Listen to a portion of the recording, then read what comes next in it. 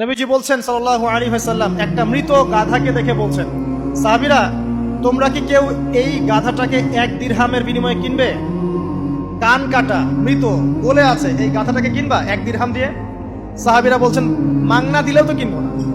ইয়া রাসূলুল্লাহ, যদি ফ্রিও কেউ দেয়, বিনামূল্যে দেয়, তাও তো নিব না। তখন নবী সাল্লাল্লাহু আলাইহি ওয়াসাল্লাম বলছেন, এটাই হচ্ছে আল্লাহর কাছে দুনিয়ার এক্সাম্পল। ওই মৃত গাধা তোমাদের কাছে যতটা না ইম্পর্টেন্ট, যতটুকু মূল্য রাখে, আল্লাহর কাছে এই দুনিয়া তার চেয়েও কম মূল্য রাখে। এই দুনিয়াতে তো সব ফয়সালা হবে না। আমরা তো হতাশ হয়ে যাই না যে দুনিয়াতে এমন কেন, এটা কেন, এটা কেন। দুনিয়া এটারই জায়গা। দুনিয়া সবকিছুর কনক্লুশনের জায়গা না, সবকিছুর পরিসমাপ্তির জায়গা হচ্ছে কিয়ামতের মাঠ। ওই দিন যে সফল সে সফল, যে ব্যর্থ সে ব্যর্থ। দুনিয়ার বাড়ি গাড়ি, স্ট্যাটাস, চাকরি বাকরি, ইজ্জত সম্মান, এটা সাফল্য ব্যর্থতার মানদণ্ড নয়, চূড়ান্ত মানদণ্ড নয়। চূড়ান্ত মানদণ্ড কি? ফামান যুহজিহা আনিন নার ওয়া উদখিলাল জান্নাহ ফাকাদ ফাজ। যাকে জাহান্নাম থেকে বাঁচানো হবে, জান্নাতে প্রবেশ করানো হবে, পুলসিরাত পার হতে পারবে, এই একমাত্র ব্যক্তি সফল। সাফল্যের সংজ্ঞাটা জেনে রাখবেন, তাহলে আপনি দুনিয়াতে হতাশ হবেন না ইনশাআল্লাহ। এবার কি হলো, যখন আদম আলাইহিস সালাম সমস্ত নাম শিক্ষা দেওয়া সমস্ত নাম বলে দিলেন, এখানে নাম মানে কিন্তু খালি নাম নয়, জ্ঞান বলে দিলেন, তখন আল্লাহ রাব্বুল আলামিন ফেরেশতাদেরকে বললেন, তোমরা সবাই এখন আদমকে সিজদা করো।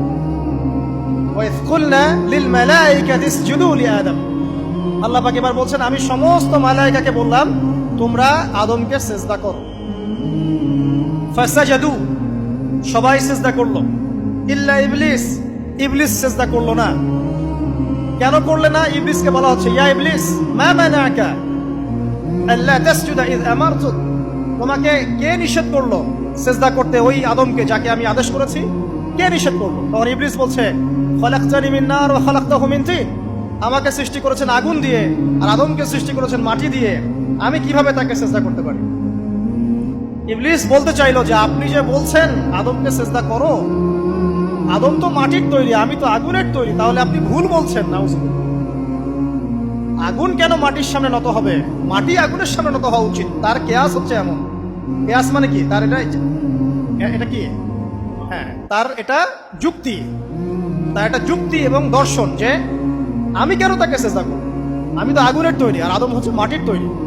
তো খালাকতাহু মিন নার ওয়া খালাকতানি মিন তিন, খালাকতানি মিন নার ওয়া খালাকতাহু মিন তিন। আমাকে সৃষ্টি করেছেন আগুন দিয়ে, আদমকে সৃষ্টি করেছেন মাটি দিয়ে। আবা ওয়াস্তাকবারা, আল্লাহ পাক বলছেন সে উদ্ধত হলো এবং অহংকার প্রদর্শন করল। আর আল্লাহ পাক অনেক কিছু মাফ করে দেন, কিছু কিছু বিষয় আল্লাহ পাক মোটেই পছন্দ করেন। তার মধ্যে একটা হচ্ছে অহংকার, তার মধ্যে একটা হচ্ছে শিরক, তার মধ্যে একটা হচ্ছে অন্যের হক নষ্ট করা, তার মধ্যে একটা হচ্ছে আদম সন্তানকে হত্যা করা, তার মধ্যে একটা হচ্ছে বৃদ্ধ বয়সে ব্যভিচার করা, তার মধ্যে একটা হচ্ছে মুরতাদ হয়ে যাওয়া। ওই যে খ্রিস্টান হয়ে যাচ্ছেন না, খালি মরেন তারপর বুঝবেন, খালি মালাকুল মউত আসুক তারপর বুঝবেন। আল্লাহ রাব্বুল আলামিন বলছেন তার রাসূলের মাধ্যমে, কেউ যদি সাক্ষ্য দেয় আল্লাহ ছাড়া কোনো মাবুদ নাই, মুহাম্মদ সাল্লাল্লাহু আলাইহি ওয়াসাল্লাম শেষ নবী, ঈসা ইবনে মারইয়াম আল্লাহর প্রেরিত নবী, আল্লাহর পুত্র নন, জান্নাত সত্য এবং জাহান্নাম সত্য, এই 5টা বিষয় যদি কেউ সাক্ষ্য দেয়, ইনশাআল্লাহ সে জান্নাতে যাবে, তার আমল যেমনই হোক না। টাকার বিনিময়ে, চাকরির বিনিময়ে, সমাজসেবার নামে আর চিকিৎসার নামে ঈমান বিক্রি করে ফেললেন, সুবহানাল্লাহ, সুবহানাল্লাহ। তোমাদের এই পৃথিবীতে বেঁচে থাকার চাইতে মাটির তলে চলে যাওয়া ভালো। আবর্জনার কোনো প্রয়োজন নাই আল্লাহর এই জমিনে। এই মুসলিম উম্মার আবর্জনার কোনো প্রয়োজন নাই। এই মুসলিম উম্মার ইমানদার সাহসী তরুণ প্রজন্মের দরকার। আল্লাহ পাক কবুল করুন, আমিন। এরপরে কি হলো? ইবলিস সিজদা করলো না, আবা ওয়াস্তাকবার, সে উদ্ধত হলো এবং অহংকার প্রদর্শন করলো। এবার আল্লাহ পাক জিজ্ঞাসা করলেন, কেন করলে না? কেন করলে না? সে বলল যে আগুন দিয়ে সৃষ্টি করেছেন আমাকে, তাকে সৃষ্টি করেছেন আপনি মাটি দিয়ে, সো আপনি ভুল, আমি সঠিক, আমি কেন তাকে সিজদা করব? আল্লাহ পাক তখন আর তার প্রতি রহম করলেন না। আল্লাহ পাক তখন তাকে বলছেন, ফাখরুজ মিনহা, এখান থেকে বেরো। আল্লাহ পাক যেমন গফুর রহিম, আরহামুর রহিমিন, ঠিক তেমনি আল্লাহ পাক শাদীদুল ইকাব, কঠিন শাস্তিদাতাও বটে। আল্লাহ পাক শুধু কি দয়াই করবেন, শাস্তি দিবেন না? দিবেন। ফাখরুজ, অপদস্থ হয়ে, লাঞ্ছিত হয়ে এখান থেকে বের হয়ে যাও। এখানে অহংকার করার অধিকার তোমাকে দেওয়া হয় না, এখান থেকে বের হয়ে যাও। এবার ইবলিস বের হয়ে যাচ্ছে। বের হয়ে যাওয়ার সময় ইবলিস বলছে রব্বি, কি বলছে? রব্বি। দেখেন, ইবলিস আল্লাহকে বলছে রব্বি। মানে ইবলিস আস্তিক। ইবলিস কি আস্তিক? ইবলিস আল্লাহ বিশ্বাস করে। ইবলিস বলছে রব্বি, হে আমার রব, আনজিরনি ইলা ইয়াউমি ইউবআসুন, আমাকে কিয়ামত দিবস পর্যন্ত অবকাশ দেন। আমাকে তো বের করে দিচ্ছেন, ঠিক আছে, আমাকে কিয়ামত দিবস পর্যন্ত অবকাশ দেন। শব্দ চয়ন হচ্ছে রব্বি, হে আমার রব। মানে ইবলিস কিন্তু নাস্তিক না। তাহলে এখন যারা এই যে এথিজমে বিশ্বাস করছেন, আসলে এরা কেউ নাস্তিক না, এরা ইসলাম বিদ্বেষী। কখনো দেখবেন না তাদেরকে অন্য ধর্মের কোনো বিষয় নিয়ে কটু মন্তব্য করছে, প্রশ্ন উত্থাপন করছে, এমনটা খুব কমই দেখবেন। এদের যত মাথা ব্যথা ইসলাম নিয়ে। এখানে দেখেন ইবলিসের কথা বলছি, ইবলিস কিন্তু আস্তিক। ইবলিস কি বলছে? রব্বি আনজিরনি ইলা ইয়াউমি ইউবআসুন, হে আমার রব। ইবলিস জানে যে আল্লাহ তার রব। ওই যে সূরা হাশরের শেষের দিকে পড়ে দেখবেন ইবলিস বলে উকফুর, তোমরা কুফরি করো। তারপরে মানুষ যখন কুফরি করে সে বলে আমি ইন্নী আখাফুল্লাহ রাব্বাল আলামিন, আমি আল্লাহকে ভয় করি যে জগৎ সমূহের প্রতিপালক। শয়তানকে মানুষকে জিজ্ঞাসা করবে জাহান্নামীরা, তুমি আমাদেরকে পথভ্রষ্ট করেছো। শয়তান বলবে আমি কিচ্ছু করি নাই, আমি তোমাদেরকে কোনো কাজে ফোর্স করি নাই, আমি শুধু তোমাদেরকে ওয়াসওয়াসা দিয়েছি, তোমরা নিজেরাই কাজ করছো। ফালা তালুমুনি ওয়ালুমু আনফুসাকুম, সূরা ইব্রাহিম পড়ে দেখেন। শয়তান বলবে তোমরা আমাকে লানত করো না, নিজেদেরকেই লানত করো, আমি তো তোমাদেরকে বাধ্য করে কাজ করাই নাই, তোমরা নিজেরাই করেছো এই কাজ। আসুন সামনে যাই। এবার আল্লাহ পাক যখন ইবলিসকে বের করে দিলেন, সে বলছে আমাকে কিয়ামত পর্যন্ত অবকাশ দিন। কিয়ামত পর্যন্ত অবকাশ নিয়ে ইবলিস কি করবে? উত্তর, ইবলিস বলছে ফাবিমা আগওয়াইতানি, হে আল্লাহ, যে কারণে বা যে আদমের কারণে আপনি আমাকে এখান থেকে বের করে দিলেন, লাআকউদান্না লাহুম সিরাতাকাল মুস্তাকিম, আমি সে আদম সন্তানের সরল পথে ওত পেতে বসে থাকবো। শয়তানের কথা কি মনে থাকবে যুবক ভাইরা? শয়তানের চ্যালেঞ্জ কি? আমি আদম সন্তানের সরল পথে ওত পেতে বসে থাকবো, মানে আমার আপনার সবার পথে সে ওত পেতে বসে আছে। এটা যদি মাথায় থাকে তাহলে জীবনে চলা সহজ হয় না? আর কি করবো? সুম্মা লাআতিয়ান্না মিন বাইনি আইদিহিম, শুধু বসেই থাকবো না, আমি আসবো তাদের সামন থেকে, ওয়া মিন খালফিহিম, তাদের পিছন থেকে, ওয়া আন আইমানিহিম, তাদের ডান দিক থেকে, ওয়া আন শামাইলিহিম, তাদের বাম দিক থেকে, ওয়ালা তাজিদু আকসারাহুম শাকিরিন, হে আল্লাহ, আপনি বেশিরভাগ আদম সন্তানকে শুকরগুজার পাবেন না। তার কথা, শয়তানের এই কথাটা কি সত্য না মিথ্যা? এখন বেশিরভাগ লোক নামাজ পড়ে না পড়ে না? পড়ে। বেশিরভাগ মুসলিমের দাড়ি আছে না নাই? বেশিরভাগ মুসলিম সুদ খায় না খায় না? এখন বেশিরভাগ তরুণ প্রজন্মের জেনায় আছে না নাই? পর্নোগ্রাফি সবাই দেখে না দেখে না? অন্যের সম্পদ আত্মসাৎ মানুষ করছে না? দুর্নীতি করছে না? ঘুষ খাচ্ছে না? ইসলামের বিধান 100% পালন করে কত পার্সেন্ট মানুষ? খুব কম। আচ্ছা বাদ দেন এত বড় বড় কথা, শুধু কোরআনুল কারীম তেলাওয়াত করতে পারে কতজন মানুষ? বলি না আমরা 90% মুসলিমের বাংলাদেশ, তো 90% মুসলিমের বাংলাদেশে কত ভাগ মুসলিম কোরআন তেলাওয়াত করতে পারে? একটা শুমারি করে দেখেন, কোরআন শুমারি। এটা কোরআন শুমারি করে দেখেন যে কত পার্সেন্ট মুসলিম শুদ্ধ করে কোরআন পড়তে পারে। যারা পড়তে জানে তাদেরও পড়া যে কত ভুল আছে, আলেম ওলামার কাছে গেলে বুঝতে পারবেন। আর এই ভুলের কারণে যে অর্থ কত পরিবর্তন হচ্ছে আপনি তো জানেনই না। তো এই যে শয়তান বলেছে ওয়ালা তাজিদু আকসারাহুম শাকিরিন, আপনি বেশিরভাগই শুকরগুজার পাবেন। তো কথা সত্য না মিথ্যা? দেখেন, ও কিন্তু তার মিশনের মধ্যে ঠিকই আছে। কথা যে সত্য তার প্রমাণ সহিহ বুখারীর একটা হাদিস, যেটা 4 বার এসেছে বুখারীর মধ্যে, যে আদম আলাইহিস সালামকে ডাকা হবে কিয়ামতের মাঠে, ডেকে বলা হবে তোমার সন্তানদের মধ্য থেকে জাহান্নামীদেরকে আলাদা করে দাও। আদম আলাইহিস সালাম বলবেন কতজনকে আলাদা করে দিব? আল্লাহ পাক বলবেন প্রতি 1099 জনকে জাহান্নামের জন্য আলাদা করে দাও। শয়তানের কথা ঠিক না ঠিক?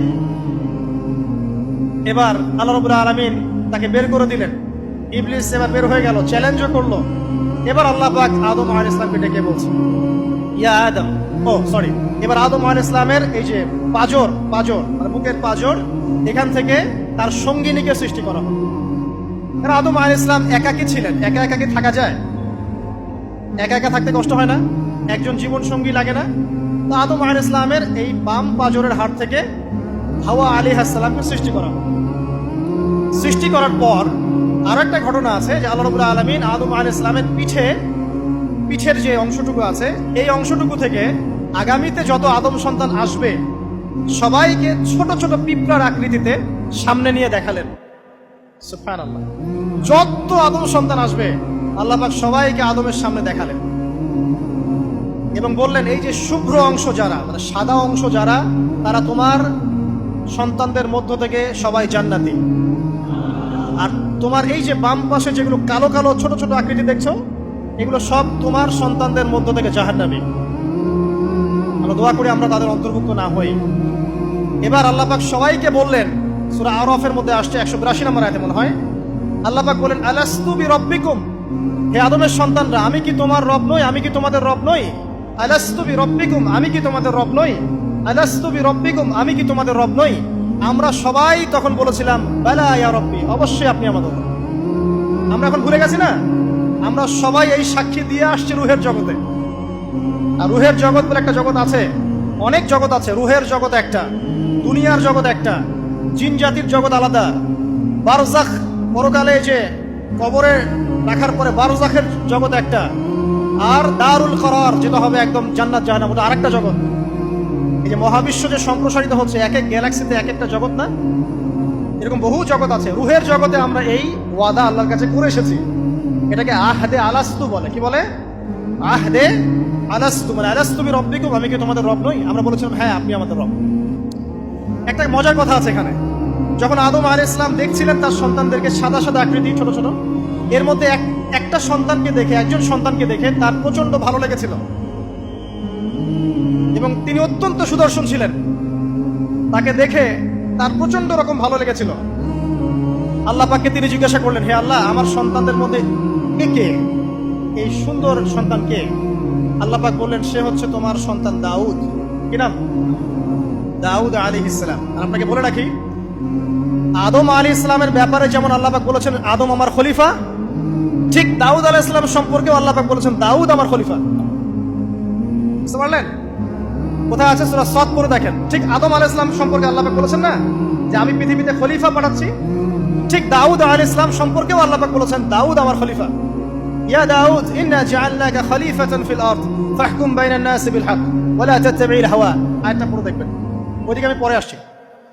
তো ওই সন্তানকে দেখে তার এত ভালো লাগলো, আল্লাহর কাছে তিনি জিজ্ঞাসা করছেন, হে আল্লাহ, আমার এই সন্তানের হায়াত কত? আল্লাহ পাক বলছেন, তোমার এই সন্তানের হায়াত হচ্ছে 60 বছর। কত বছর? 60 বছর। আর আমাদের উম্মতে মুহাম্মাদের কিন্তু গড় আয়ু এরকম 60-65, এর বেশি না গড় আয়ু। তখন আদম আলাইহিস সালাম বলেন, আল্লাহ, আমার হায়াত থেকে তাকে 40 বছর দিয়ে দাও। আমার হায়াত থেকে তাকে 40 বছর দিয়ে দাও। আল্লাহ পাক তাকে 40 বছর দিয়ে দিলেন। তাই আদম আলাইহিস সালামের 1000 বছর হায়াত হয়ে গেল 960 বছর, আর দাউদ আলাইহিস সালামের 40 বছর হায়াত হয়ে গেল 100 বছর।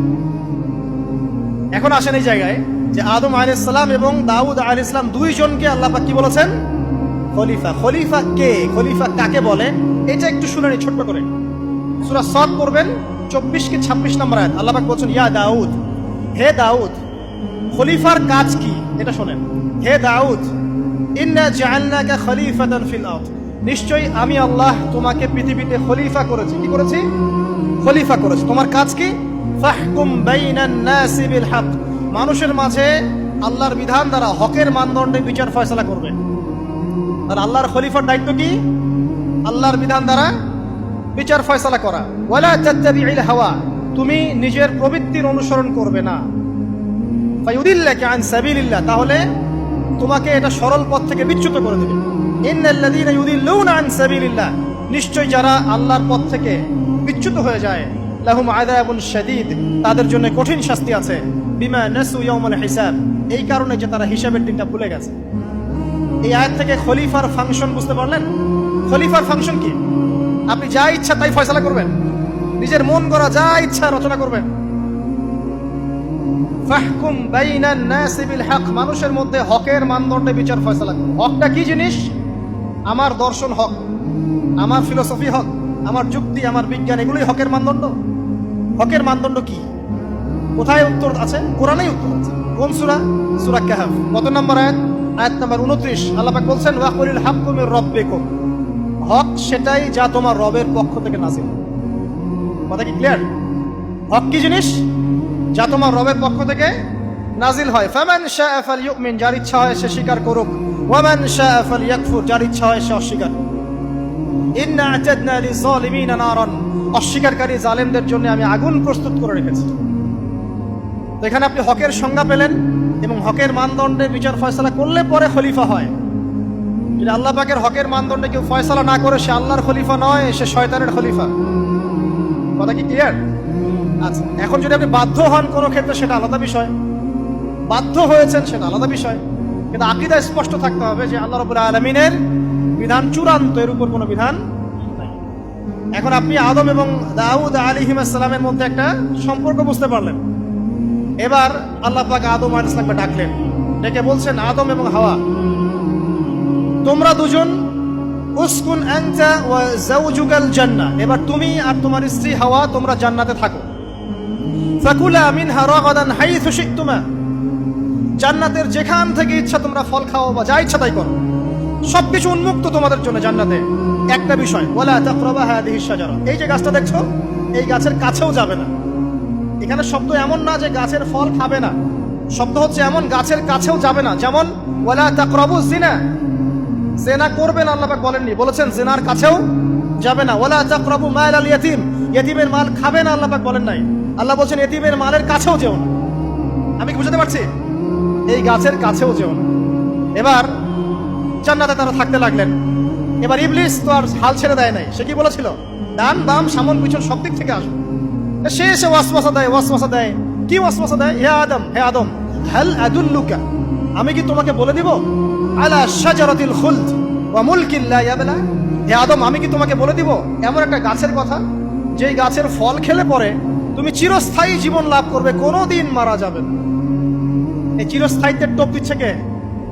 এই চিরস্থায়ী ক্ষমতার টোপে মানুষ পথ হারাচ্ছে না পৃথিবীতে। ওয়া মুলকিন লা ইয়াবলা, এমন রাজত্ব পাবে যেই রাজত্ব কখনো ক্ষয় হবে না। চিরস্থায়িত্বের টোপ, রাজত্বের টোপ, এই দুটোই হচ্ছে পৃথিবীতে মানুষকে পথভ্রষ্ট করার শয়তানের অস্ত্র। কথা মনে বুঝতে পারেন না? আমার মাথার উপর দিয়ে যাচ্ছে, বুঝতে পারবেন ইনশাআল্লাহ। তো টোপ দিচ্ছে দুইটা, হাল আদুল্লুকা আলা শাজারাতিল খুলদ ওয়া মুলকিন লা ইয়াবলা। করতে করতে করতে করতে একদিন সত্যি সত্যি আমাদের পিতামাতা সেই গাছের কাছে চলে গেলেন। যখনই চলে গেলেন, ফালাম্মা যাকা শাজারা, যখন তারা গাছের কাছে চলে গেলেন, বাদাত লাহুমা সাওআতিহিমা, তাদের পরনে যে জান্নাতি কাপড় ছিল ধাপাস করে খুলে পড়ে গেল। ইন্না লিল্লাহি ওয়া ইন্না ইলাইহি রাজিউন। আমাদের পিতামাতাকে পুরো মহাবিশ্বে ফেরেশতাদের সামনে জান্নাতে নগ্ন করে দিল ইবলিস। আমি মনে বুঝাতে ব্যর্থ হচ্ছি। আমাদের পিতামাতাকে জান্নাতে ফেরেশতাদের সামনে, সবার সামনে নগ্ন করে কাপড় খুলে ফেললো কে?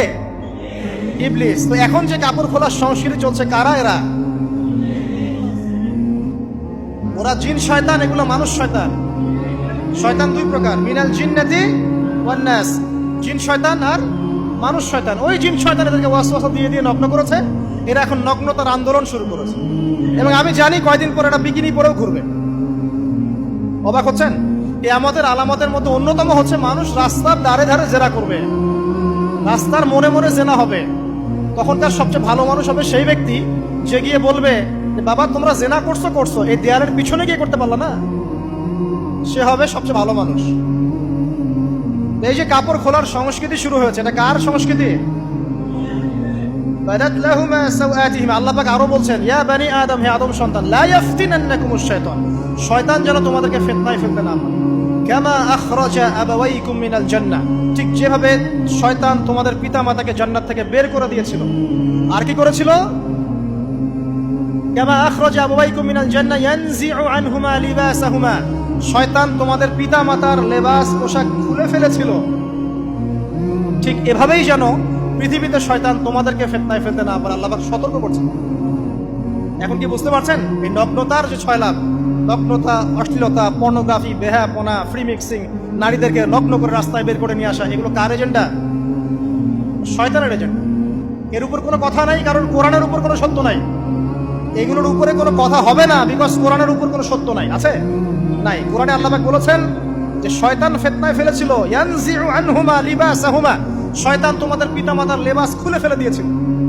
ওয়া তাফিকা ইয়াখতিফানি আলাইহিমা মিন ওয়ারাকিল জান্নাহ, তখন আমাদের পিতামাতা জান্নাতের গাছের যে এই যে পাতাগুলো আছে এগুলো ছিঁড়ে ছিঁড়ে লজ্জাস্থান থাকতে লাগলেন। ইন্না লিল্লাহ। আমাদের পিতামাতার কি দুর্দশা হয়েছিল, আমাদের পিতামাতার কি দুর্দশা, কি লজ্জা হয়েছিল তখন। চিন্তা করে দেখেন, শয়তান কাপড় খুলে ফেলে দিয়েছে। আর আমাদের পিতামাতা, আমাদের মা, আমাদের বাবা জান্নাতের এই যে পাতাগুলো ছিঁড়ে ছিঁড়ে গায়ের লজ্জাস্থান ঢাকা শুরু করেছেন। কি পরিমাণ লজ্জা চিন্তা করেন। আপনাকে যদি এখানে কেউ নগ্ন করে ফেলে, আপনি যদি না চান বিষয়টা, সবাই জোর করে আপনার কাপড় খুলে ফেলে, আপনার কেমন লাগবে? কেমন লাগবে? এই ঘটনা ঘটেছে মহাবিশ্বে, শয়তান ঘটিয়েছে। এরপর আল্লাহ পাক ডাকলেন, ডেকে বলছেন, ইয়া আদম, হে আদম, আলাম আনহাকুমা আন তিলকুমা শাজারা, হে আদম, আমি কি তোমাদেরকে দুজনকে নিষেধ করি নাই যে গাছের কাছে যাবে না? আমি কি তোমাদের দুজনকে নিষেধ করি নাই যে তোমরা গাছের কাছে যাবে না? তখন আদম আলাইহিস সালাম বুঝতে পারলেন যে তারা একটা বড় ভুল করে ফেলেছে। তারপর আল্লাহ রাব্বুল আলামিন দয়া পরবশ হয়ে আদম এবং হাওয়া আলাইহিস সালামকে কালিমা শিক্ষা দিলেন, তওবার কালিমা, যেই কালিমা দিয়ে তারা তওবা করতে পারেন। সেই কালিমা হচ্ছে রব্বানা যালামনা আনফুসানা ওয়া ইল্লাম তাগফির লানা ওয়া তারহামনা লানাকুনান্না মিনাল খাসিরিন। এই দোয়া শিখে নিয়ে আদম এবং হাওয়া আলাইহিস সালাম তওবা করলেন। আল্লাহ পাক তাদের তওবা কবুল করে মাফ করে দিলেন। কিন্তু জান্নাতে আর থাকা হলো না। আল্লাহ পাক বলেন, কুল নাহবিতু মিনহা জামিআ, এবার তোমরা সবাই মিলে এখন পৃথিবীতে নেমে যাও। আল্লাহ মাফ করে দিলেন, কিন্তু তোমরা এখন পৃথিবীতে নেমে যাও, জান্নাতে আর থাকা হবে না। খেয়াল করে দেখেন, ইবলিসও আল্লাহর আদেশ মানে নাই। আল্লাহ বলেছেন সেজদা করো, ইবলিস কিন্তু করে নাই। আবার আমাদের পিতা আদম আলাইহিস সালামকে আল্লাহ পাক বলেছেন গাছের কাছে যেও না, তারা চলে গেছেন। দুটোই কি অবাধ্যতা নয়? তাহলে ইবলিসকে চিরস্থায়ী জাহান্নামী করা হলো, আদম সন্তানকে কেন করা হলো না? উত্তর, আদম সন্তান আদম আলাইহিস সালাম তওবা করে ফিরে এসেছে, ইবলিস আসে নাই। তাই আমাদের দ্বারা পদে পদে ভুল হবেই, তওবা করে ফিরে আসলেই গুনাহ মাফ ইনশাআল্লাহ। আর যদি ইবলিসের মতো গুনার উপর গুনাহ করতেই থাকেন আর বলেন যে আমি ঠিক কাজ করছি, তাহলে ইনশাআল্লাহ ওই যে জাহান্নাম অপেক্ষা করছে। ইবলিস থেকে আল্লাহ পাক বললেন যে তুমি এবং তোমার অনুসারী যারাই থাকবে সবাইকে দিয়ে লাআমলাআন্না জাহান্নামা মিনকুম আজমাইন, তোমাদের সবাইকে দিয়ে আমি জাহান্নাম পরিপূর্ণ করব। নাউযুবিল্লাহ। এবার সবাই পৃথিবীতে নেমে আসলো। পৃথিবীতে এসেই কি আল্লাহ পাক ছেড়ে দিলেন? না। আল্লাহ রাব্বুল আলামিন বলছেন, কুল নাহবিতু মিনহা জামিআ, তোমরা পৃথিবীতে নেমে যাও। ফাইম্মা ইয়াতিয়ান্নাকুম মিন্নি হুদান, দুনিয়াতে যাচ্ছ যাও, তবে মনে রেখো যে আমার পক্ষ থেকে তোমাদের কাছে হেদায়েতের বাণী আসবে। আমার পক্ষ থেকে তোমাদের কাছে হেদায়েতের বাণী আসবে। ফামান তাবিআ হুদায়া ফালা খাউফুন আলাইহিম ওয়ালা হুম ইয়াহজানুন, যারা আমার হেদায়েতের বাণীগুলো মেনে চলবে তাদের কোনো ভয় নাই, কোনো দুশ্চিন্তাও নাই। ওয়াল্লাযীনা কাফারু ওয়া কাযযাবু বিআয়াতিনা, কিন্তু যারা আমার আয়াতকে কুফরি করবে, মিথ্যা প্রতিপন্ন করবে, ফাউলাইকা আসহাবুন নার, তারা হবে জাহান্নামের অধিবাসী। হুম ফিহা খালিদুন, তারা সেখানে চিরস্থায়ী হবে। এই সহজ সরল জীবন দর্শন দিয়ে আল্লাহ পাক পৃথিবীতে পাঠিয়ে দিলেন। এবার শুরু হলো পৃথিবীতে পথ চলা। পৃথিবীতে পথ চলার ক্ষেত্রে অনেক কিছু সৃষ্টি করতে হলো, আবিষ্কার, কৃষিকাজ, এটা ওটা সবকিছু। আদম আলাইহিস সালামকে আল্লাহ পাক সেই জ্ঞান ওহীর মাধ্যমে শিক্ষা দিলেন। কৃষিকাজ আল্লাহ পাক শিক্ষা দিয়েছেন, চাকা সৃষ্টি করা আল্লাহ পাক শিক্ষা দিয়েছেন, বাহন সৃষ্টি করা আল্লাহ পাক শিক্ষা দিয়েছেন। যত রকম জ্ঞান আছে সমস্ত জ্ঞান এসেছে নবীদের পক্ষ থেকে। সবকিছু জ্ঞানের মূল ভিত্তি এসেছে নবীদের কাছ থেকে, আল্লাহর ওহীর কাছ থেকে। যত সভ্যতা দেখছেন বড় বড়, সমস্ত সভ্যতা শুরু হয়েছে নবী দ্বারা, এবং সভ্যতা শেষও হবে একজন নবী দ্বারা। তার নাম কি? ঈসা ইবনে মারইয়াম। আদম আলাইহিস সালাম আল্লাহর দেয়া শিক্ষায় শিক্ষিত হয়ে দুনিয়াতে চলতে লাগলেন এবং তওবা ইস্তেগফার করতে লাগলেন, কাঁদতে লাগলেন। দীর্ঘকাল তারা ক্রন্দন করেছেন। কি কারণে? ওই যে একটা ভুল তারা করে ফেলেছে। দুনিয়াতে এসে ক্রন্দন করতে আল্লাহ রাব্বুল আলামিন এক পর্যায়ে তওবা কবুল করে ফেললেন। এবার সামনে যান। তাদের সন্তান হলো হাবিল এবং কাবিল। নাম শুনেছেন? শোনেন নাই? হাবিলের কুরবানি কবুল হয়, কাবিলের কুরবানি কবুল হচ্ছে না। বিকজ কাবিল এর কুরবানির মধ্যে ইখলাস নাই। ভাইয়ের কুরবানি কেন কবুল হচ্ছে, আমারটা কেন হচ্ছে না? হিংসার বশবর্তী হয়ে কাবিল হাবিলকে হত্যা করে ফেললো। নবী পরিবারের সদস্য হয়েও কাবিল এরকম অন্যায় করে ফেলল। আর কি হলো? রাসূল সাল্লাল্লাহু আলাইহি ওয়াসাল্লাম বলেছেন, পৃথিবীতে যত মানুষ অন্যায়ভাবে নিহত হবে, পৃথিবীতে যত মানুষ অন্যায়ভাবে খুন হবে, সমস্ত খুনের পাপের একটা অংশ কাবিলের আমলনামায় যুক্ত হবে। কারণ সেই প্রথম খুন চালু করেছে। এই যে আজকে গুনাহে জারিয়া চালু করছেন না, সুদী এনজিও, সুদী সমিতি, সিনেমা হল, এইটা ওইটা, মদের বার, যত গুনাহে জারিয়া চালু করছেন, মৃত্যু হবে, কবরে যাবেন ঠিকই, কিন্তু গুনাহ কমবে না ইনশাআল্লাহ। মনে করেন একজন নগ্ন ছবিতে অভিনয় করেছে, ঠিক আছে, এখন নাই পৃথিবীতে, বা কেউ অশ্লীল গান বাজনা করে দুনিয়া থেকে বিদায় নিয়েছে, দুনিয়াতে তার গান এখনো বাজছে, সে কবরে কবরে শুয়ে শুয়েই সেই গোনাগুলো পাচ্ছে। ঠিক আপনি যদি এখন ভালো কোনো কাজ করেন, দিনই কোনো ভালো কাজ করেন, মসজিদ হোক, মাদ্রাসা হোক, এতিমখানা হোক, বিধবাদের কোনো প্রকল্প হোক, বৃদ্ধাশ্রম হোক, মানবতার কোনো কল্যাণমূলক কাজ হোক, মৃত্যুর পরেও ইনশাল্লাহ আপনি নেকি পেতে থাকবেন। সদকায়ে জারিয়া আর গুনাহে জারিয়া ভালো করে বুঝবেন। একটা গুনাহ করে মাফ নেওয়া আলাদা বিষয়, আর গুনাহ চলতে থাকাটা আরেকটা বিষয়। আল্লাহ আমাদেরকে হেফাজত করুন, আমিন। নবী পরিবার এগিয়ে গেল এবং তাদের সময়ে তারা শুধু ক্রন্দন করেছেন, ইবাদত করেছেন, আল্লাহর কাছে ইস্তেগফার করেছেন এবং ওই যে জান্নাতে ফিরে যাওয়ার জন্য তারা আপ্রাণ চেষ্টা করেছেন। এক পর্যায়ে আদম আলাইহিস সালামের বয়স যখন 960 বছর হলো, আল্লাহ রাব্বুল আলামিন তাকে ওফাত দিলেন, তার ইন্তেকাল হয়ে গেল। ইন্না লিল্লাহি ওয়া ইন্না ইলাইহি রাজিউন। এরপরেও নবী পরিবার চলতে লাগলো, চলতে চলতে পরবর্তীতে আসলেন নূহ আলাইহিস সালাম, তারপরে ইব্রাহিম, আদ জাতি, তারপর সামুদ, তারপরে শুআয়ব, কওমে মাদিয়ান, মূসা, দাউদ, সুলাইমান, ইসহাক, ইয়াকুব। নবী পরিবার চলতেই লাগলো। এক পর্যায়ে ঈসা আলাইহিস সালামের পরে মুহাম্মদ সাল্লাল্লাহু আলাইহি ওয়াসাল্লামের মধ্য দিয়ে নবীদের সিলসিলা আল্লাহ পাক শেষ করে দিলেন। এভাবেই সভ্যতা এগিয়ে গেছে, এভাবেই আমাদের পিতামাতার হাত ধরে জ্ঞান পৃথিবীতে এসেছে। এবং ওই যে শয়তানের মিথ্যা প্রলোভন, প্রতারণা, এর ফলশ্রুতিতে ওই যে আমাদের পিতামাতার গা থেকে কাপড় খুলে পড়লো, আল্লাহ পাক রাগান্বিত হয়ে সবাইকে দুনিয়াতে নামিয়ে দিলেন, ইবলিসকে চিরস্থায়ী জাহান্নামী ঘোষণা করলেন। কিন্তু আমাদের পিতামাতার ক্রন্দন, তওবা, ইস্তেগফার, আমলের বদৌলতে, আল্লাহর রহমতে আল্লাহ পাক পিতামাতাকে মাফ করে দিলেন। এভাবেই মানব জাতি এগিয়ে যাচ্ছে। আজকে আমরা এই পর্যায়ে পর্যন্ত এসেছি। আদম আলাইহিস সালামের এই সংক্ষিপ্ত জীবনী থেকে আমরা কি শিখলাম? আমরা শিখলাম যে আল্লাহ রাব্বুল আলামিন অনেক ভালোবেসে, অনেক মহব্বত করে, মমতা দিয়ে, মায়া দিয়ে নিজের হাতে আমাদের পিতাকে সৃষ্টি করেছেন। এক, দুই, আমাদের পিতাকে আল্লাহ রাব্বুল আলামিন তার পক্ষ থেকে জ্ঞান শিক্ষা দিয়েছেন। এই কারণে আদম সন্তানরা জন্ম থেকেই দেখবেন কিছু না কিছু জ্ঞানে জ্ঞানী হয়েই থাকে। জ্ঞান আপনার ডিএনএ এর মধ্যে থাকেই। আল্লাহ রাব্বুল আলামিন আদম আলাইহিস সালামের মধ্যে রূহ ফুঁকে দিয়েছেন। আল্লাহ রাব্বুল আলামিন আদম আলাইহিস সালামকে জান্নাতে রেখেছেন। আল্লাহ রাব্বুল আলামিন গাছের কাছে যাওয়ার পরেও তওবা ইস্তেগফারের মধ্য দিয়ে তাকে মাফও করে দিয়েছেন। আল্লাহ রাব্বুল আলামিন আদম এবং হাওয়া আলাইহিস সালামের মধ্য দিয়ে এই পৃথিবীতে মানব জাতির সিলসিলা অব্যাহত রেখেছেন এবং কিয়ামত পর্যন্ত যত আদম সন্তান আসবে তাদের জন্য আল্লাহ পাক তার পক্ষ থেকে হেদায়েত প্রেরণ করেছেন। এক যুগে তাওরাত এসেছে, কখনো জাবুর, কখনো ইনজিল, কখনো কোরআন, সর্বশেষ টেস্টামেন্ট হিসেবে কোরআন এসেছে। এখন যদি এই ওহীর বাণী, কোরআন এবং এর ব্যাখ্যা হাদিস আমরা মেনে চলি, ইনশাআল্লাহ তাআলা আমরা আবার সেই জান্নাতে ফিরে যাব যেখান থেকে আমাদেরকে নামিয়ে দেওয়া হয়েছে। আর যদি আমরা কোরআন এবং হাদিস বা আল্লাহর ওহীর পরোয়া না করি, এর আলোকে জীবন না করি, তাহলে ওই ইবলিসের সাথেই আমাদেরকে জাহান্নামে থাকতে হবে। নাউযুবিল্লাহ। আল্লাহ রাব্বুল আলামিন আমাদের সবাইকে কোরআন এবং সুন্নাহ, আল্লাহর ওহী মেনে চলার তৌফিক দান করুন এবং ইবলিসের খপ্পর থেকে আল্লাহ পাক আমাদেরকে বাঁচিয়ে রাখুন।